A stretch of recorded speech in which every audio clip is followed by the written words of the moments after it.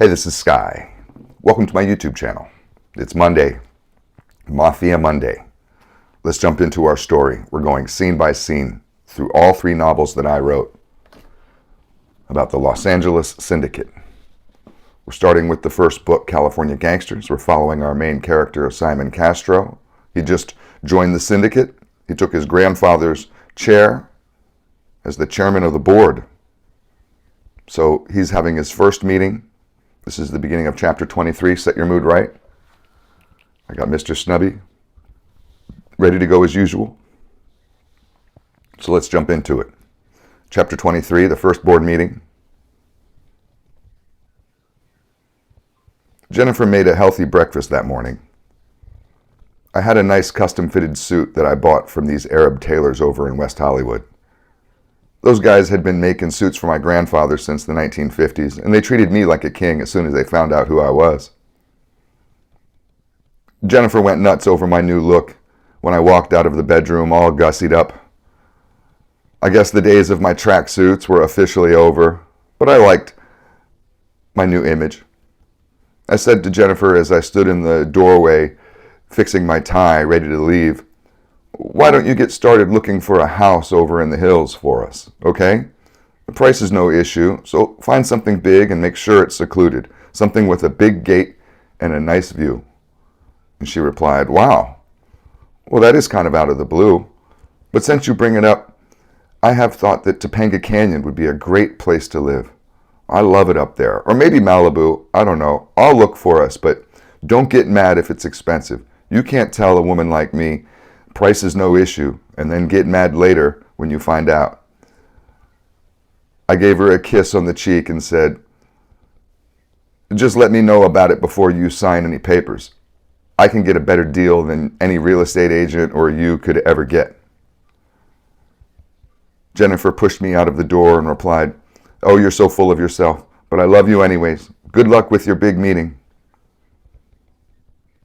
I headed downstairs to meet Raymond and my new assistant Clark, who were both dressed up in their best suits and waiting for me with smiles on their faces.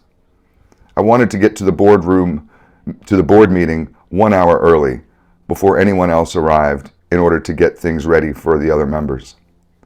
As we drove downtown to my grandfather's old black building on Broadway, Clark and I went over some basic information about the rules and the protocol of the syndicate meetings.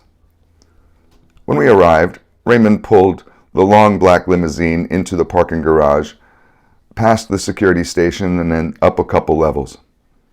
We stopped at my own private parking space next to the elevator, and luckily for me, the other syndicate members had not shown up yet. Inside the elevator, Clark said, "We have one more thing to go over before your meeting, sir." I replied, "Oh, really? You haven't gone over everything already? I'm tired of all these rules." Clark said nervously, "Mr. Castellano felt that you needed a bodyguard. And please don't get angry. It's for your own protection, sir." I replied, "I don't need no fucking bodyguard. You can tell Tom to forget about it." Clark said, "Sir, please just meet the fellow.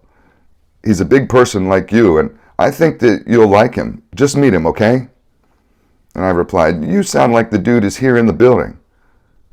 Clark said, "Sir, you have access to your grandfather's old office, and I figured that would be a fine place to have him come for the interview. I hope he's here on time." I replied, "You and Tom need to stop treating me like a baby. Remember, I'm the boss of DTG, not you and Tom. But okay, I'll meet him." We got off at a floor below the boardroom and walked down a long hallway with photos of the original board members along the walls. Clark opened a large wooden door and said, "I guess this is it. This is a dream come true for me to even be in this office. But you must have been here before, when your grandfather ran the company, right?"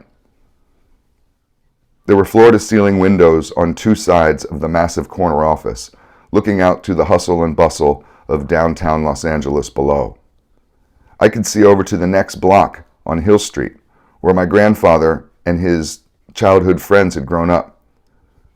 There was a huge antique wooden roll-top desk in the corner of the room that was an amazing piece of art by itself. There was a giant leather chair behind it that looked like a throne from the Middle Ages. I had a chuckle at how silly it looked for its sheer gaudiness and size. As I stood in what was now my new office, I imagined my grandfather back in his prime, sitting high up on his crazy leather throne, gazing out of these massive windows at his kingdom below. We heard a soft knock on the door, and Clark jumped into action. He said, "I bet that's Sally.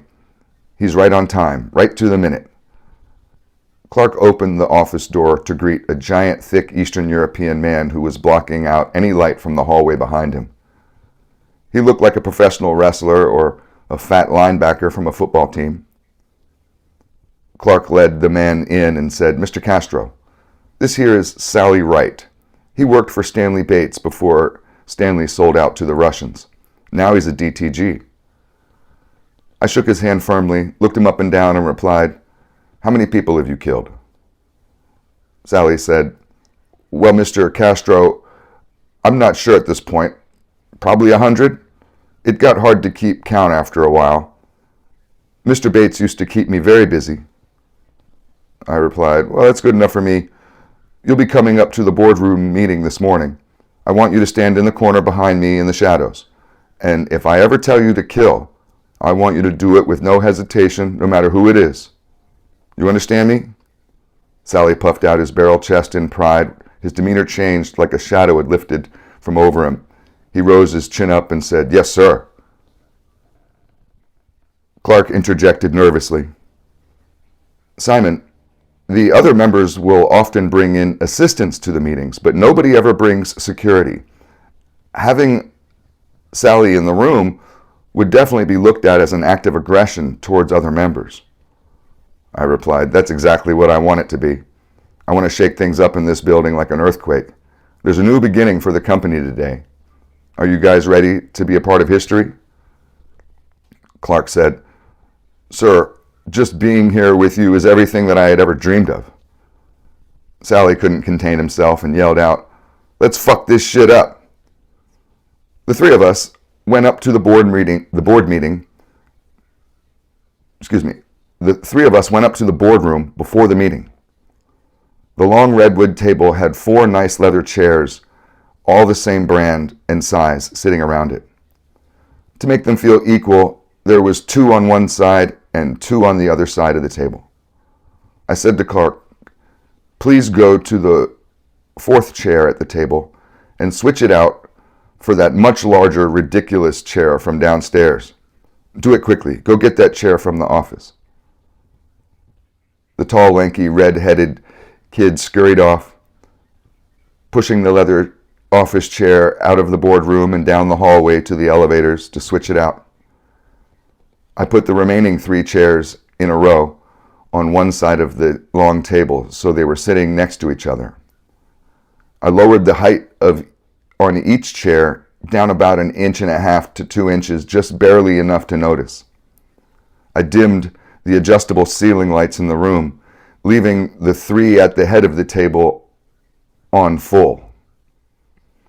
Clark returned with the gigantic chair from my grandfather's office, and I raised it up about 2 or 3 inches, making it sit above the table. Clark sat copies of the company rules, which he made up in his spare time, out on the table in front of each seat.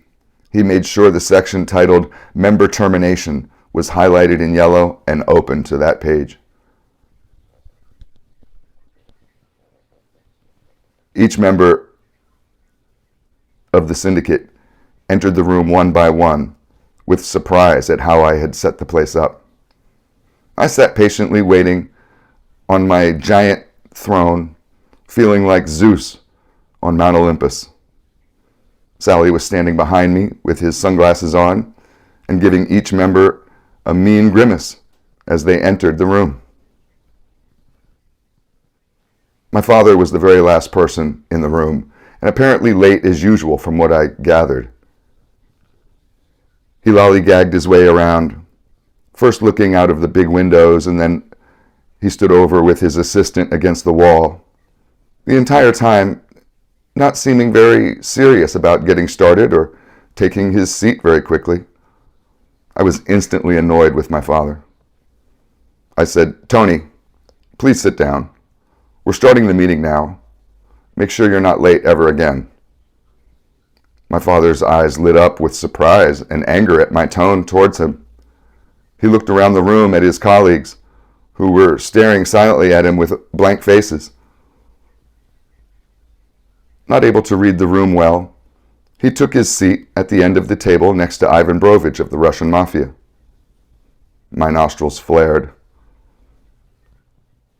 Each boss had his assistant standing by the door in a line, as they usually did until the end of the meeting. I had Clark on my left, standing ready for orders. My father was the first to speak, and he said, "What's going on here, Simon? Why did you rearrange the room? Why is that man in here? We don't let security in the boardroom. He has to leave now." I replied, "You're right. You three may not bring security into this room, according to the rules. And if I ever catch you trying to bring in any security into this room, I will look at it as an active mutiny against the company and against me.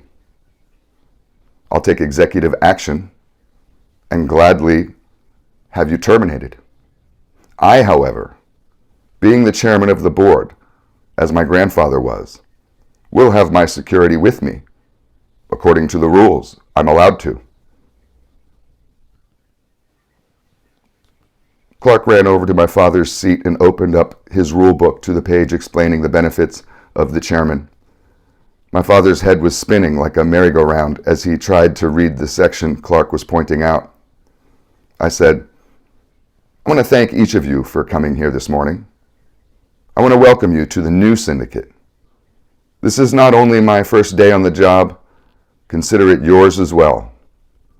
My father interrupted and replied, "You must have lost your fucking mind, kid."